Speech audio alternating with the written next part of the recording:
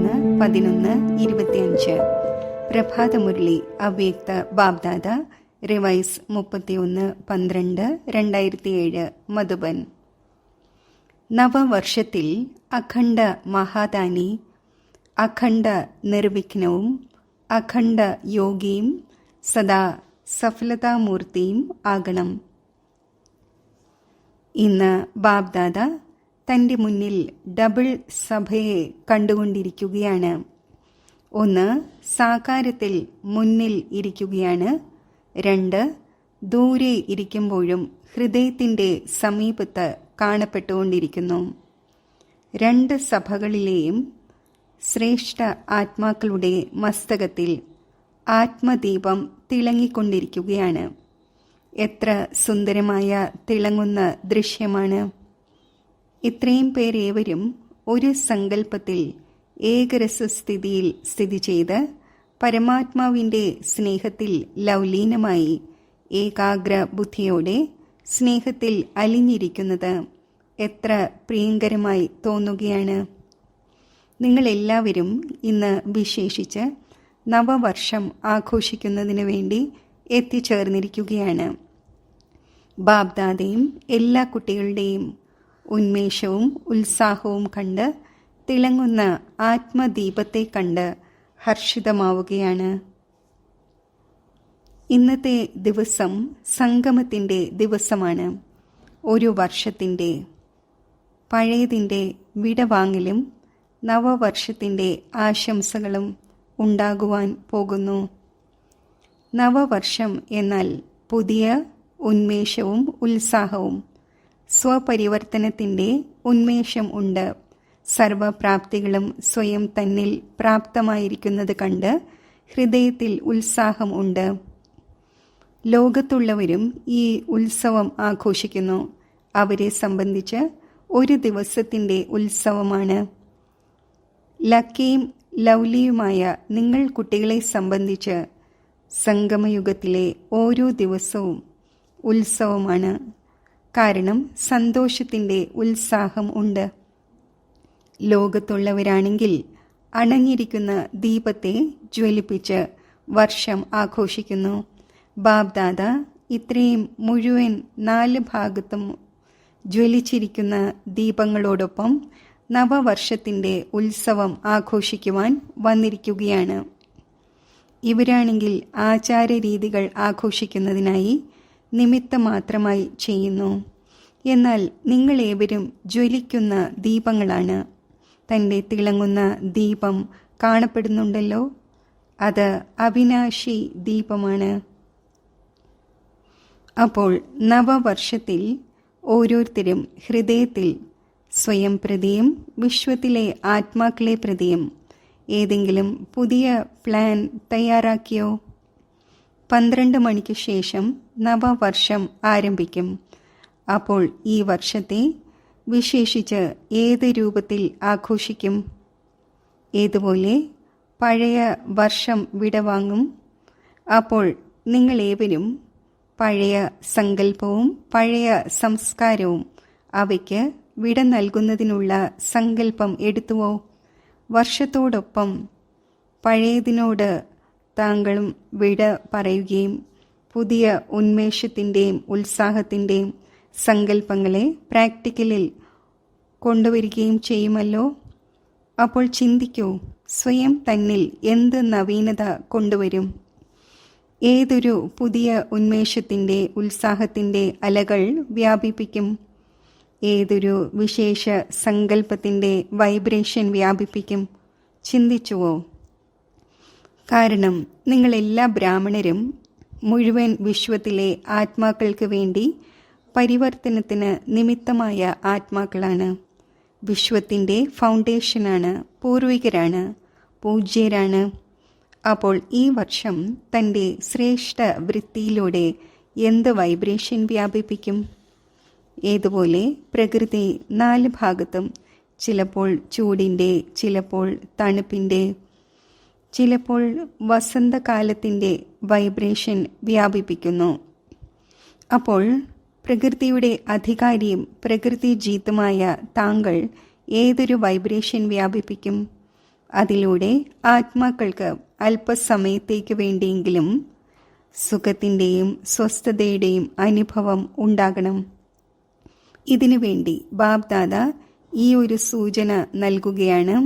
ഏതെല്ലാം ഖജനാവുകൾ പ്രാപ്തമായോ ആ ഖജനാവുകളെ സഫലമാക്കൂ, സഫലതാ സ്വരൂപമാകൂ. വിശേഷിച്ച് സമയത്തിൻ്റെ ഖജനാവ് ഒരിക്കലും വ്യർത്ഥമായി പോകരുത്.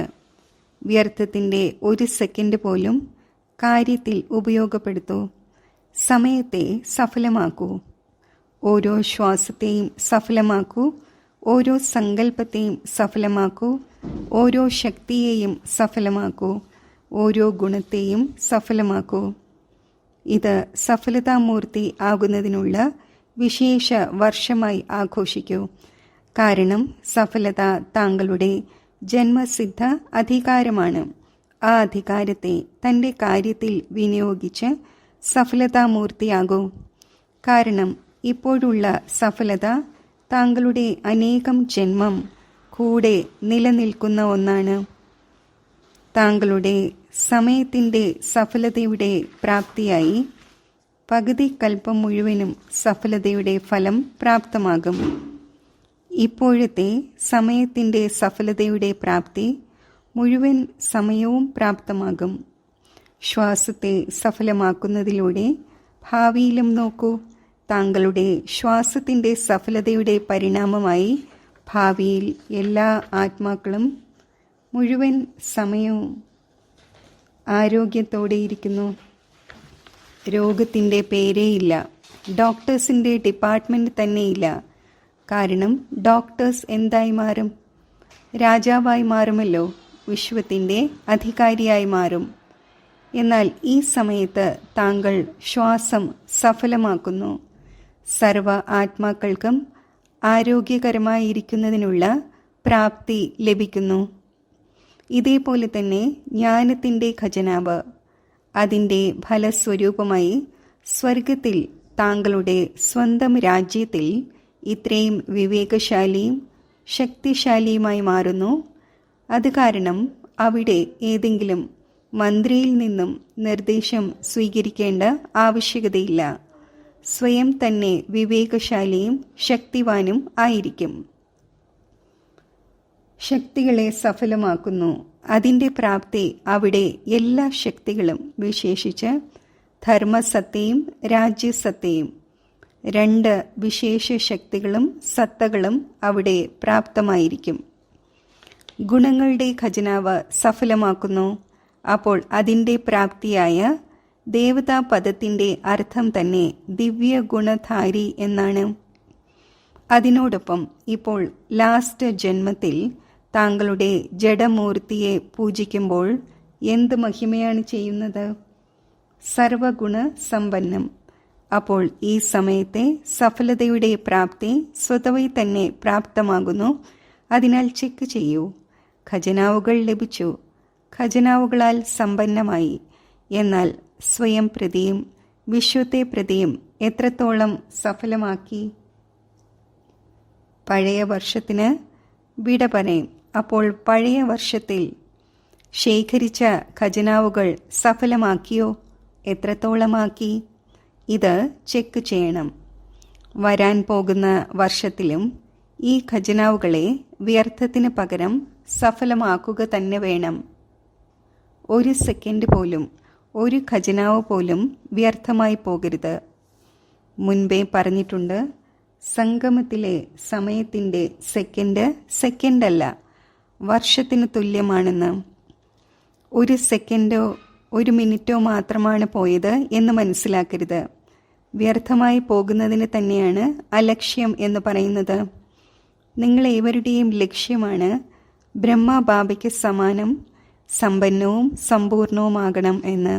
അപ്പോൾ ബ്രഹ്മബാബ സർവ ഖജനാവുകളും ആദ്യം മുതൽ അന്തിമ ദിവസം വരെയും സഫലമാക്കി. അതിൻ്റെ പ്രത്യക്ഷ തെളിവ് കണ്ടു. സമ്പൂർണ്ണ ഫരിഷ്തയായി മാറി. തൻ്റെ പ്രിയപ്പെട്ട ദാദിയെയും കണ്ടു, സഫലമാക്കി. മറ്റുള്ളവർക്കും സഫലമാക്കുന്നതിനുള്ള ഉന്മേഷവും ഉത്സാഹവും സദാ വർദ്ധിപ്പിച്ചു. അപ്പോൾ ഡ്രാമയനുസരിച്ച് വിശേഷിച്ച് വിശ്വസേവനത്തിൻ്റെ അലൗകിക പാർട്ടിന് നിമിത്തമായി. അപ്പോൾ ഈ വർഷം നാളെ മുതൽ ഓരോ ദിവസവും തൻ്റെ ചാർട്ട് വയ്ക്കണം. സഫലവും വ്യർത്ഥവും. എന്തുണ്ടായി, എത്രയുണ്ടായി.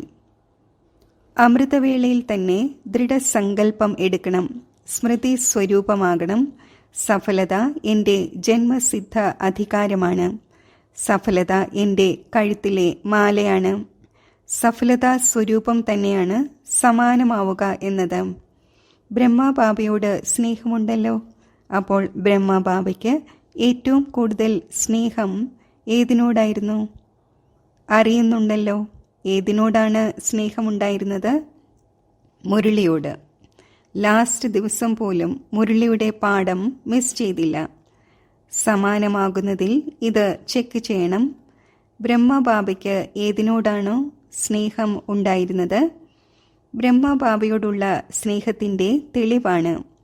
ഏതിനോടാണോ ബാബയ്ക്ക് സ്നേഹമുണ്ടായിരുന്നത് അതിനോട് എനിക്ക് സ്വതവേ തന്നെ സഹജമായി സ്നേഹം ഉണ്ടാകണം. ബ്രഹ്മബാബയുടെ മറ്റ് വിശേഷത എന്തായിരുന്നു? സദാ അലേർട്ട്, അലക്ഷ്യം ഇല്ല. ലാസ്റ്റ് ദിവസം പോലും എത്ര അലേർട്ട് രൂപത്തിൽ തൻ്റെ സേവനത്തിൻ്റെ പാർട്ട് അഭിനയിച്ചു. ശരീരം ദുർബലമായിരുന്നിട്ടും എത്ര അലേർട്ടായി. ആധാരം എടുക്കാതെ ഇരുന്നു. അലേർട്ട് ആക്കിപ്പോയി. 3 കാര്യങ്ങളുടെ മന്ത്രം നൽകിപ്പോയി. ഓർമ്മയുണ്ടല്ലോ എല്ലാവർക്കും. അപ്പോൾ എത്രത്തോളം അലേർട്ടായിരിക്കുമോ? ഫോളോ ചെയ്യുമോ? അലക്ഷ്യം ഇല്ലാതാകും. അലക്ഷ്യത്തിൻ്റെ വിശേഷ വാക്കുകൾ ബാബ്ദാദ വളരെയധികം കേട്ടുകൊണ്ടിരിക്കുന്നു. അറിയുന്നുണ്ടല്ലോ. അഥവാ ഈ 3 വാക്കുകൾ നിരാകാരി, നിർവികാരി, നിരഹങ്കാരി സദാ തൻ്റെ മനസ്സിൽ റിവൈസും റിയലൈസും ചെയ്തുകൊണ്ടിരിക്കുകയാണെങ്കിൽ ഓട്ടോമാറ്റിക്കലി സഹജമായും സ്വതവേയും സമാനമായി മാറുക തന്നെ ചെയ്യും. അപ്പോൾ ഒരു കാര്യം ഇതാണ്: സഫലമാക്കൂ, സഫലതാമൂർത്തി ആകൂ. ബാബ്ദാദ കുട്ടികളുടെ വർഷത്തിൻ്റെ റിസൾട്ട് നോക്കി. എന്താണ് കണ്ടത്? മഹാദാനി ആയി മാറി. എന്നാൽ അഖണ്ഡ മഹാദാനി ആകണം. അഖണ്ഡം എന്നത് അണ്ടർലൈൻ ചെയ്യണം. അഖണ്ഡ മഹാദാനി, അഖണ്ഡ യോഗി, അഖണ്ഡ നിർവിഘ്നം. ഇപ്പോൾ ഇതിൻ്റെ ആവശ്യകതയുണ്ട്. അഖണ്ഡം എന്നത് സാധ്യമാണോ? സാധ്യമാണോ? ആദ്യത്തെ ലൈനിലുള്ളവർ പറയൂ, അഖണ്ഡം സാധ്യമാണോ? അഥവാ സാധ്യമാണെങ്കിൽ ആർക്കാണോ ചെയ്യുവാൻ സാധിക്കുന്നത് കൈ ഉയർത്തൂ. ചെയ്യുവാൻ സാധിക്കുമോ? മധുബനിലുള്ളവരും ഉയർത്തുകയാണ്. ബാബ്ദാദ മധുബനിലുള്ളവരെ ആദ്യം നോക്കുന്നു. മധുബനോട് സ്നേഹമുണ്ട്. ശാന്തിവനമോ പാണ്ഡവഭവനോ ആരെല്ലാം ദാദിയുടെ ഭുജങ്ങളാണോ എല്ലാവരെയും ശ്രദ്ധയോടെ നോക്കുന്നു. അഥവാ അഖണ്ഡമായെങ്കിൽ മനസ്സിലൂടെ ശക്തി വ്യാപിപ്പിക്കുന്നതിൻ്റെ സേവനത്തിൽ ബിസിയായിരിക്കൂ. വാക്കിലൂടെ ജ്ഞാനത്തിൻ്റെ സേവനവും കർമ്മത്തിലൂടെ ഗുണദാനം അഥവാ ഗുണത്തിൻ്റെ സഹയോഗം നൽകുന്നതിൻ്റെ സേവനം ചെയ്യൂ. ഇക്കാലത്ത് അജ്ഞാനികളായ ആത്മാക്കളായാലും ബ്രാഹ്മണ ആത്മാക്കളായാലും എല്ലാവർക്കും ഗുണങ്ങളുടെ ദാനം, ഗുണങ്ങളുടെ സഹയോഗവും നൽകേണ്ടത് ആവശ്യമാണ്. അഥവാ സ്വയം സഹജമായി സിമ്പിൾ രൂപത്തിൽ സാമ്പിളായിരിക്കുകയാണെങ്കിൽ ഓട്ടോമാറ്റിക്കായി മറ്റുള്ളവർക്ക് താങ്കളുടെ ഗുണമൂർത്തിയുടെ സഹയോഗം സ്വതവേ തന്നെ ലഭിക്കും. ഇക്കാലത്ത് ബ്രാഹ്മണ ആത്മാക്കൾ സാമ്പിൾ കാണുവാൻ ആഗ്രഹിക്കുന്നു, കേൾക്കുവാൻ ആഗ്രഹിക്കുന്നില്ല. പരസ്പരവും എന്താണ് പറയുന്നത്? ആരാണ് ആയത്? അപ്പോൾ പ്രത്യക്ഷ രൂപത്തിൽ ഗുണമൂർത്തിയെ കാണുവാൻ ആഗ്രഹിക്കുന്നു. അപ്പോൾ കർമ്മത്തിലൂടെ വിശേഷിച്ച് ഗുണങ്ങളുടെ സഹയോഗവും ഗുണങ്ങളുടെ ദാനവും നൽകുന്നതിൻ്റെ ആവശ്യകതയുണ്ട്. കേൾക്കുവാൻ ആരും ആഗ്രഹിക്കുന്നില്ല, കാണുവാൻ ആഗ്രഹിക്കുന്നു. അതിനാൽ ഇപ്പോൾ ഇത് വിശേഷിച്ച് ശ്രദ്ധയിൽ വയ്ക്കണം. എനിക്ക് ജ്ഞാനത്തിലൂടെ, വാക്കിലൂടെ. സേവനം ചെയ്തുകൊണ്ട് തന്നെ ഇരിക്കുന്നു, ചെയ്തുകൊണ്ട് തന്നെ ഇരിക്കുകയും വേണം, ഉപേക്ഷിക്കുവാൻ പാടില്ല. എന്നാൽ ഇപ്പോൾ മനസ്സായും കർമ്മവും. മനസ്സിലൂടെ വൈബ്രേഷൻ വ്യാപിപ്പിക്കൂ, സകാശ് വ്യാപിപ്പിക്കൂ. വൈബ്രേഷൻ അഥവാ സകാശിന് ദൂരെ ഇരുന്നാലും എത്തിച്ചേരാൻ സാധിക്കും. ശുഭഭാവനയിലൂടെ, ശുഭകാമനയിലൂടെ ഏതൊരു ആത്മാവിനും മനസ്സാ സേവനത്തിലൂടെ വൈബ്രേഷൻ അഥവാ സകാശ് നൽകുവാൻ സാധിക്കും. അതിനാൽ ഇപ്പോൾ ഈ വർഷം ഒന്നാമതായി മനസ്സാ ശക്തികളുടെ വൈബ്രേഷൻ, ശക്തികളിലൂടെ സകാശ്, കർമ്മത്തിലൂടെ ഗുണങ്ങളുടെ സഹയോഗം അഥവാ അജ്ഞാനി ആത്മാക്കൾക്ക് ഗുണദാനം നൽകൂ. നവവർഷത്തിൽ ഗിഫ്റ്റും നൽകാറുണ്ടല്ലോ. അപ്പോൾ ഈ വർഷം സ്വയം ഗുണമൂർത്തിയായി ഗുണങ്ങളുടെ ഗിഫ്റ്റ് നൽകണം. ഗുണങ്ങളുടെ ടോളി കഴിപ്പിക്കുന്നുണ്ടല്ലോ. കണ്ടുമുട്ടുമ്പോൾ ടോളി കഴിപ്പിക്കാറുണ്ടല്ലോ. ടോളി കഴിപ്പിക്കുന്നതിൽ സന്തോഷം ഉണ്ടാകുന്നുവല്ലോ. ചില ആത്മാക്കൾ ഓടിപ്പോയവർ പോലും ടോളി ഓർമ്മിക്കുന്നു. മറ്റ് കാര്യങ്ങൾ മറന്നു പോകുന്നു, എന്നാൽ ടോളി ഓർമ്മ വരുന്നു. അപ്പോൾ ഈ വർഷം ഏതൊരു ടോളി കഴിപ്പിക്കും? ഗുണങ്ങളുടെ ടോളി കഴിപ്പിക്കണം. ഗുണങ്ങളുടെ പിക്നിക് നടത്തണം. കാരണം ബാബയ്ക്ക് സമാനം സമയത്തിൻ്റെ സമീപത അനുസരിച്ചും ദാദിയുടെ സൂചന അനുസരിച്ചും സമയത്തിൻ്റെ സമ്പന്നത പെട്ടെന്ന് എപ്പോൾ വേണമോ നടന്നേക്കാം. അതിനാൽ ബാബയ്ക്ക് സമാനമാവുകയും ദാദിയുടെ സ്നേഹത്തിനുള്ള റിട്ടേൺ നൽകുകയും ചെയ്യണമെങ്കിൽ ആവശ്യകതയുള്ളത് മനസ്സിലൂടെയും കർമ്മത്തിലൂടെയും സഹയോഗി ആകുന്നതിൻ്റേതാണ്. ആര് എങ്ങനെയുള്ളവരായിരുന്നാലും ഇവരാകട്ടെ, അപ്പോൾ ഞാനാകാം എന്ന് ചിന്തിക്കരുത്. നമ്പർ 1 ആകണമെങ്കിൽ ഇവർ ആവുകയാണെങ്കിൽ ആകാം എന്ന് ചിന്തിക്കരുത്. ആകുന്നവർ ആദ്യ നമ്പറിലുള്ളവരായി മാറും. പിന്നെ താങ്കളുടെ നമ്പർ രണ്ടാമത്തേതായി പോകും. താങ്കൾ രണ്ടാമത്തെ നമ്പർ ആകുവാൻ ആഗ്രഹിക്കുന്നു, ആദ്യത്തെ നമ്പർ ആകാൻ ആഗ്രഹിക്കുന്നുവോ? പൊതുവെ അഥവാ ആരോടെങ്കിലും താങ്കൾ രണ്ടാമത്തെ നമ്പർ എടുക്കൂ എന്ന് പറഞ്ഞാൽ എടുക്കുമോ? എല്ലാവരും പറയുന്നത് ആദ്യ നമ്പർ നേടണം എന്നാണ്. അപ്പോൾ ആദ്യം നിമിത്തമാകണം. മറ്റുള്ളവരെ എന്തിന് നിമിത്തമാക്കുന്നു? സ്വയം തന്നെ നിമിത്തമാക്കൂ. ബ്രഹ്മ ബാബ എന്താണ് പറഞ്ഞത്? ഓരോ കാര്യത്തിലും സ്വയം നിമിത്തമാക്കി മാറ്റി. അർജുനനായി പാർട്ട് അഭിനയിച്ചു. എനിക്ക് നിമിത്തം ആകണം, എനിക്ക് ചെയ്യണം. എന്നെ നോക്കി മറ്റുള്ളവർ ചെയ്യും. മറ്റുള്ളവർ ചെയ്യുമ്പോൾ മറ്റുള്ളവരെ നോക്കി ഞാൻ ചെയ്യും എന്നല്ല, എന്നെ കണ്ട് മറ്റുള്ളവർ ചെയ്യും. ഇതാണ് ബ്രഹ്മബാബയുടെ ആദ്യത്തെ പാഠം. അപ്പോൾ കേട്ടുവോ എന്താണ് ചെയ്യേണ്ടതെന്ന്? സഫലതാമൂർത്തി, അഖണ്ഡദാനി. മായയ്ക്ക് വരാനുള്ള ധൈര്യം പോലും ഉണ്ടാകില്ല.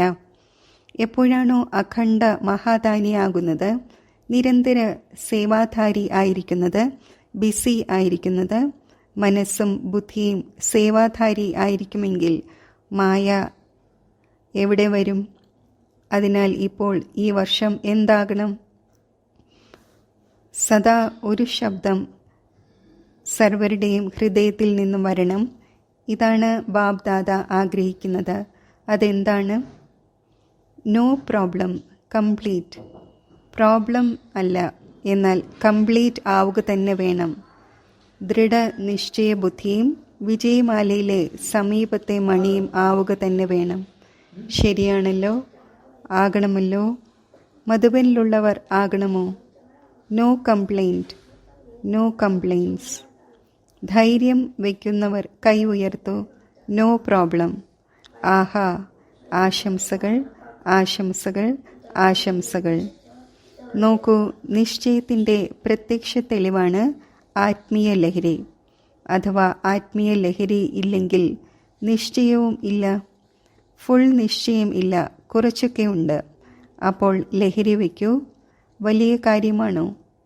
എത്ര കൽപ്പം താങ്കൾ തന്നെ ബാബയ്ക്ക് സമാനം ആയിട്ടുണ്ട്, ഓർമ്മയുണ്ടോ? എണ്ണമറ്റ തവണ ആയിട്ടുണ്ട്. അപ്പോൾ ഈ ലഹരി വയ്ക്കൂ. നമ്മൾ തന്നെ ആയിട്ടുണ്ട്, നമ്മൾ തന്നെയാണ്, നമ്മൾ തന്നെ വീണ്ടും വീണ്ടും ആയിക്കൊണ്ടിരിക്കും. ഈ ലഹരി സദാ കർമ്മത്തിൽ കാണപ്പെടട്ടെ. സങ്കല്പത്തിൽ പോരാ, വാക്കിൽ പോരാ, എന്നാൽ കർമ്മത്തിൽ. കർമ്മത്തിൻ്റെ അർത്ഥമാണ് പെരുമാറ്റത്തിലും മുഖത്തിലും കാണപ്പെടണം. അപ്പോൾ ഹോംവർക്ക് ലഭിച്ചുവല്ലോ. ഇപ്പോൾ നോക്കും, നമ്പർ വൈസിലാണോ വരുന്നത് അതോ നമ്പർ 1 വരുന്നത് എന്ന്. ശരി. ബാബ് ദാദയുടെ അടുത്ത് കാർഡും കത്തും ഇമെയിലും സ്നേഹസ്മരണകളും കമ്പ്യൂട്ടറിലൂടെയും വളരെയധികം വന്നിരിക്കുകയാണ്. ബാബ് ദാദ ദൂരെ ഇരുന്നു കൊണ്ട് ഹൃദയ സിംഹാസനസ്ഥരായ കുട്ടികൾക്ക് ഓരോരുത്തർക്കും പേര് സഹിതം, വിശേഷത സഹിതം സ്നേഹസ്മരണകളും ഹൃദയത്തിൽ നിന്നുള്ള ആശീർവാദങ്ങളും മുന്നിൽ എമർജ് ചെയ്തുകൊണ്ട് നൽകുകയാണ്. ബാബ്ദാദയ്ക്കറിയാം, സ്നേഹം എല്ലാവർക്കും തീർച്ചയായും ഉണ്ട്. ബാബ്ദാദ സദാ അമൃതവേളയിൽ വിശേഷിച്ച് ബ്രാഹ്മണ ആത്മാക്കൾക്ക് വിശേഷിച്ച് സ്നേഹസ്മരണകൾക്കുള്ള റെസ്പോണ്ട് ചെയ്യുന്നു. അതിനാൽ നല്ല നല്ല കാർഡുകളും ഉണ്ടാക്കിയിരിക്കുകയാണ്. അത് ഇവിടെ സ്റ്റേജിൽ വയ്ക്കുന്നു. എന്നാൽ ബാബ്ദാദയുടെ അടുക്കൽ വദനത്തിൽ ആദ്യമേ എത്തിച്ചേരുന്നു. ശരി. 4 ഭാഗത്തുമുള്ള തിളങ്ങുന്ന ആത്മദീപങ്ങളായ കുട്ടികൾക്ക് സദാ സഫലമാക്കുന്ന സഫലതാ സ്വരൂപമായ കുട്ടികൾക്ക് സദാ അഖണ്ഡ മഹാദാനിയും അഖണ്ഡ നിർവിഘ്നവും അഖണ്ഡ ജ്ഞാനവും യോഗയുക്തവും സദാ ഒരേ സമയത്ത് 3 സേവനം ചെയ്യുന്നവർക്ക് മനസ്സ വൈബ്രേഷനിലൂടെ, വായുമണ്ഡലത്തിലൂടെ, വാച വാണിയിലൂടെ, പെരുമാറ്റത്തിലൂടെയും മുഖത്തിലൂടെയും കർമ്മത്തിലൂടെയും 3 സേവനവും ഒരേ സമയത്ത് ഒരുമിച്ചുണ്ടാകണം. അപ്പോൾ താങ്കളുടെ പ്രഭാവം നല്ലത് എന്ന് പറയുന്നവരുടെ മേലല്ല, എന്നാൽ നല്ലവരായി മാറുന്നവരുടെ മേൽ പതിയും. അപ്പോൾ ഇങ്ങനെയുള്ള അനുഭവി മൂർത്തിയിലൂടെ അനുഭവം നൽകുന്ന കുട്ടികൾക്ക് ബാബ്ദാദയുടെ നവവർഷത്തിനു വേണ്ടിയുള്ള കോടി കോടി മടങ്ങ് സ്നേഹസ്മരണകൾ, ആശീർവാദങ്ങൾ. ഹൃദയത്തിൻ്റെ സിംഹാസനം സദാ ഹൃദയ സിംഹാസനസ്ഥർ ആക്കുന്ന ഒന്നാണ്. അതിനാൽ 4 ഭാഗത്തുമുള്ള കുട്ടികൾക്ക് ആരാണോ മുന്നിലുള്ളവരും ദൂരെയിരിക്കുമ്പോഴും ഹൃദയ സിംഹാസനത്തിലുള്ളവർ എല്ലാവർക്കും പേരും വിശേഷതയും സഹിതം സ്നേഹസ്മരണകൾ. നമസ്തേ. ശരി. ആരാണോ ആദ്യത്തെ തവണ വന്നിരിക്കുന്നത് അവർ എഴുന്നേറ്റ് നിൽക്കൂ, കൈവീശൂ. നോക്കൂ, പകുതി ക്ലാസ് ആദ്യത്തെ തവണ വന്നിരിക്കുകയാണ്. പിന്നിലുള്ളവർ കൈവീശൂ. TV-യിൽ കാണപ്പെട്ടുകൊണ്ടിരിക്കുകയാണ്. വളരെ പേരുണ്ട്. ശരി. ആദ്യത്തെ തവണ വന്നവർക്ക് ബാബ്ദാദയുടെ വളരെ വളരെ ഹൃദയത്തിൽ നിന്നുള്ള ആശംസകളും ഹൃദയത്തിൽ നിന്നുള്ള സ്നേഹസ്മരണകളും. ഏതുപോലെ ഇപ്പോൾ വന്നിരിക്കുകയാണ്. അപ്പോൾ ഇപ്പോൾ വരുന്നവർക്ക് ബാബ്ദാദയുടെ വരദാനമാണ് അമർ ഭവ. വരദാനം: അധിക്ഷേപിക്കുന്നവരെയും ഗുണങ്ങളുടെ മാല അണിയിക്കുന്ന ഇഷ്ടദേവനും മഹാൻ ആത്മാവുമായി ഭവിക്കട്ടെ. ഏതുപോലെ ഇക്കാലത്ത് വിശേഷ ആത്മാക്കളായ താങ്കളെ സ്വാഗതം ചെയ്യുന്ന സമയത്ത് ആരെങ്കിലും കഴുത്തിൽ സ്ഥൂലമായി മാലയിടുന്നുവെങ്കിൽ താങ്കൾ ഇടുന്നവരുടെ കഴുത്തിൽ റിട്ടേൺ ചെയ്യുന്നു. ഇതേപോലെ അധിക്ഷേപിക്കുന്നവരെയും താങ്കൾ ഗുണങ്ങളുടെ മാല അണിയിക്കൂ.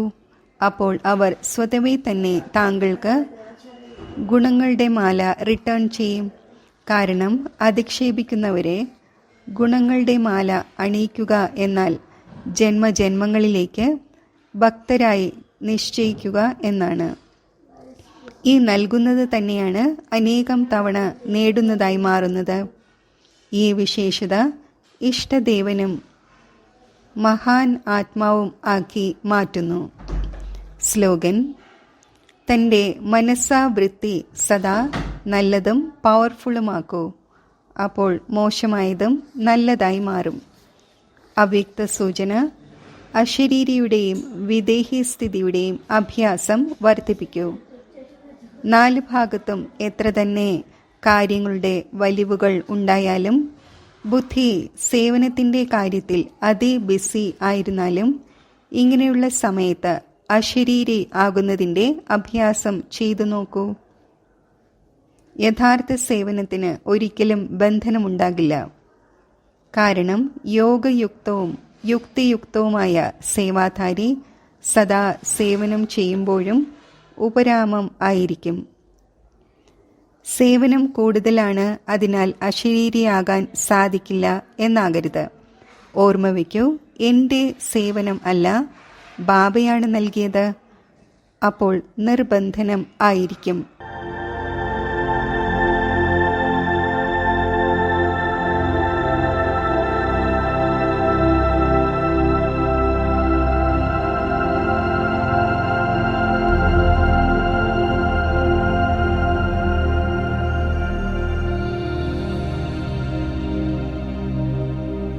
ഞാൻ ശാന്തസ്വരൂപ ആത്മാവാണ്.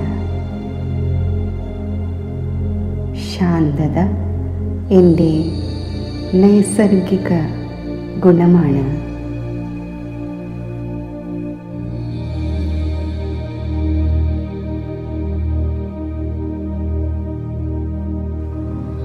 ഈ ശാന്തസ്വരൂപ അവസ്ഥയിൽ സ്ഥിതി ചെയ്യുമ്പോൾ ശാന്തിയുടെ ഒരു പ്രഭാവലയം എനിക്ക് ചുറ്റും സൃഷ്ടിക്കപ്പെടുന്നു. എന്നിൽ നിന്നും ശാന്തിയുടെ പ്രകാശവീചികൾ നാനാ ദിശകളിലേക്കും വ്യാപിച്ചുകൊണ്ടിരിക്കുന്നു.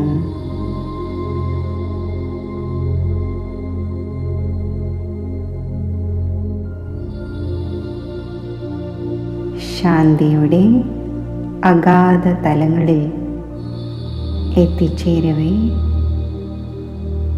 അലൗകികമായ ആത്മസംതൃപ്തിയുടെ അവസ്ഥയിൽ ഞാൻ സ്ഥിതി ചെയ്യുന്നു.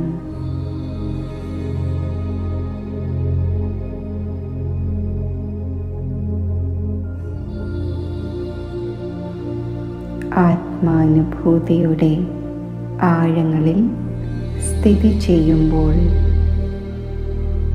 ശിവബാബയുടെ ദിവ്യ സാന്നിധ്യം എനിക്ക് അനുഭവപ്പെടുന്നു.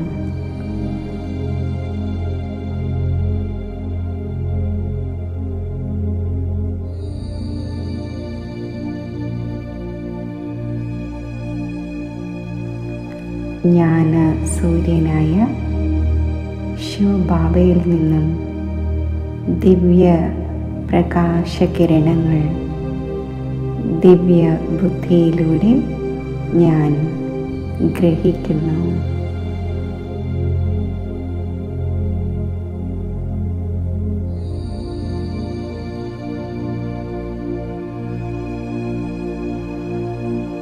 ശാന്തിയുടെയും പവിത്രതയുടെയും ശക്തി എന്നിൽ നിറയുന്നു.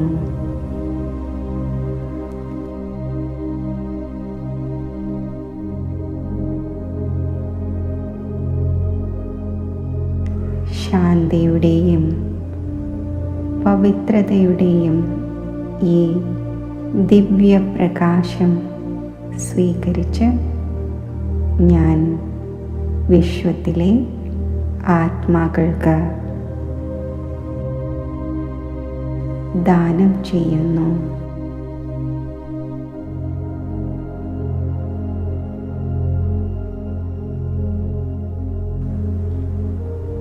ഈ ദിവ്യപ്രകാശം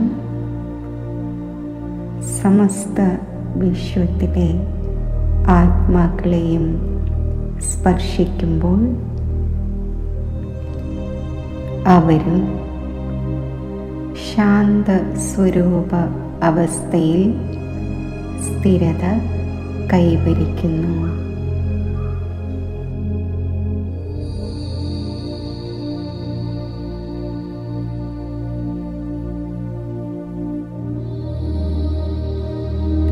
ശാന്തിയുടെ സാഗരമായ ശിവപരമാത്മാവുമായി മാനസികമായി സംയുക്തമായിരുന്ന് ശാന്തിയുടെ കിരണങ്ങൾ വിശ്വമാകെ പ്രസരിപ്പിക്കുമ്പോൾ വിശ്വം മുഴുവനും പരമാത്മാ ശാന്തിയുടെ പ്രഭാവത്താൽ ശാന്തിയാകുന്ന ഗുണത്താൽ സമൃദ്ധമാകുന്നു.